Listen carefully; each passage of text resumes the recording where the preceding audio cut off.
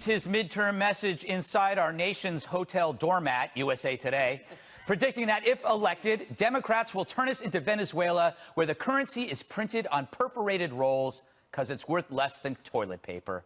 In fact, toilet paper is a rare commodity there. Never shake hands with a Venezuelan socialist. If William Devane were doing commercials in Caracas, he'd be saying, now's never been a better time to buy Charmin. Because sadly, toilet paper is gold, which they may not need anyway because there's no food. It's gotten so bad, zoos have become a sizzler for the starving. Eating a zebra isn't just for lions anymore. The Democrats see this as progress, maybe, because the poor things are no longer caged. Donald Trump hit on this last night. You don't hand matches to an arsonist, and you don't give power to an angry left-wing mob, and that's what the Democrats have become. They would turn our country so fast into Venezuela, and Venezuela's not doing too well, folks. It isn't.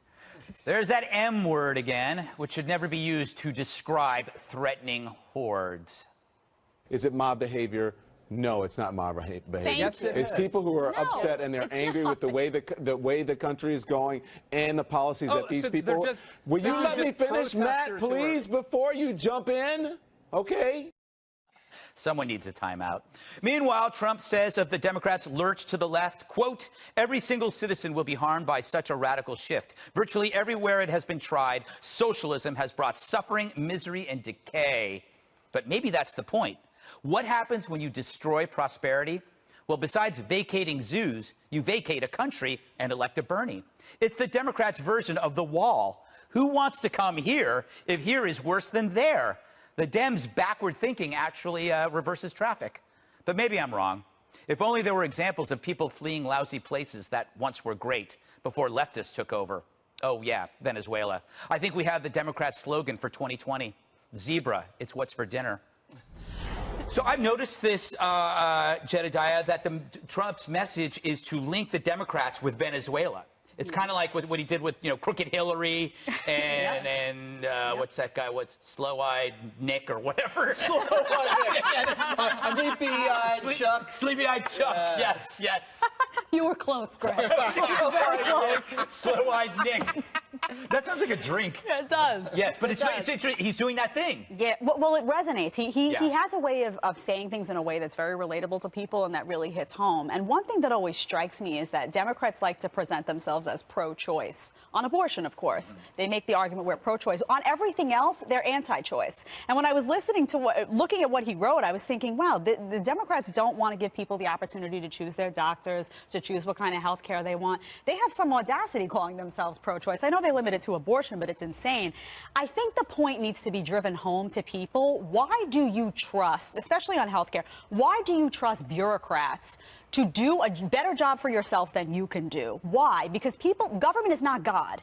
And the left likes to treat government like it's a doer of good and it's a public servant. It's just a bunch of bureaucrats that sit in rooms and make regulations and make laws. When it comes to your health and your well-being, don't you want to be in charge? Not me. I want people to make decisions for me. One, I think the Democrats' only hope in the midterms is Donald Trump, because you've got about 20 some odd days for something to happen that will make us forget the Kavanaugh momentum.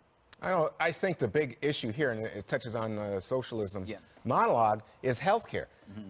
Because I think that is, Jedediah, what people are upset about. I mean, the number one issue for so many people is high cost of prescription drugs, the viability of things like Medicare and Social Security.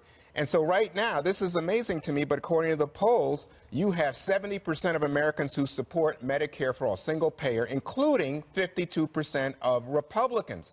And something like Obamacare, I'm sure any Fox viewer remembers, oh, Obamacare is terrible. Now, Obamacare has the majority support of the United States of America. Maybe because they feel like there's no choices left because it's been around. When something sticks around for a while, and I know this because I'm describing myself, people just get used to it, right? Never, just hang around. Never get used to it. Yeah, you never get used to it. That's why people like you, Greg. Yes, exactly. That's why we tune in every day. Jesse, it was interesting that Donald Trump actually penned a column in USA Today. For young people at home under the age of 30, it's a newspaper, which is it's kind of like your phone. phone, except the stuff on your phone is printed out. That was mean, Greg, what you said about USA Today. I can't believe that. I hope they never run any of your columns. He should have written in the New York Post or the Wall Street Journal, by the way. Yes. He's trying to reach a bit broader audience. Maybe, perhaps. But he does have a gift for making big, bold contrasts. Yeah. Look how he's setting this up.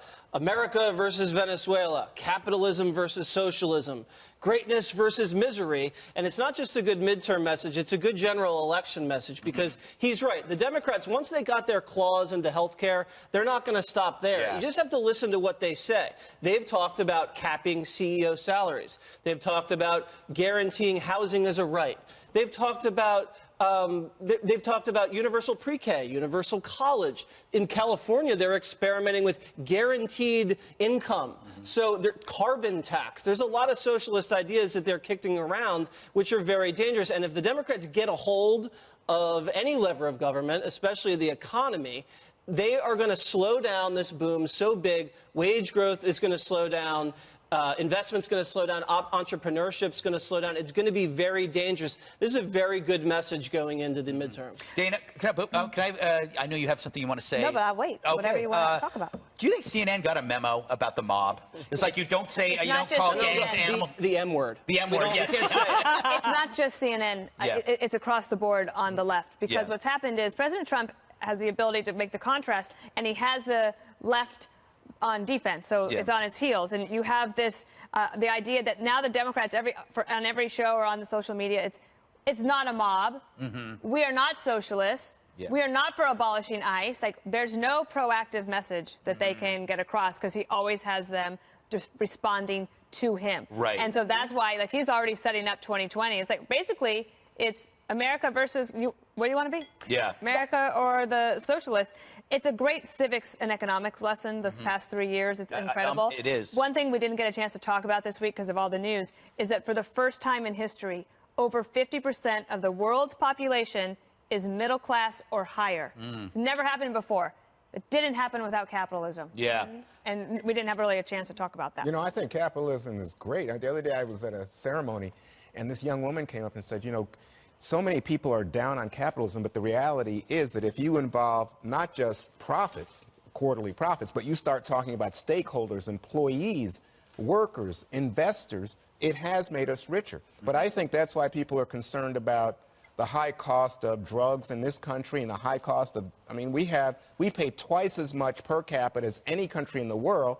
And yet we have 30 million people who are uninsured, and we know if you get a bad accident, it can be catastrophic for your economic well-being in America. It's totally unaffordable, though. Medicare for all, it's unaffordable. I don't think so. I think there's savings involved. $32 trillion. All right. Enough of this talk. I thank you. God bless you, and may he continue to bless the nation that has showered this land with love for more than 2 centuries. Thank you all. God bless you all.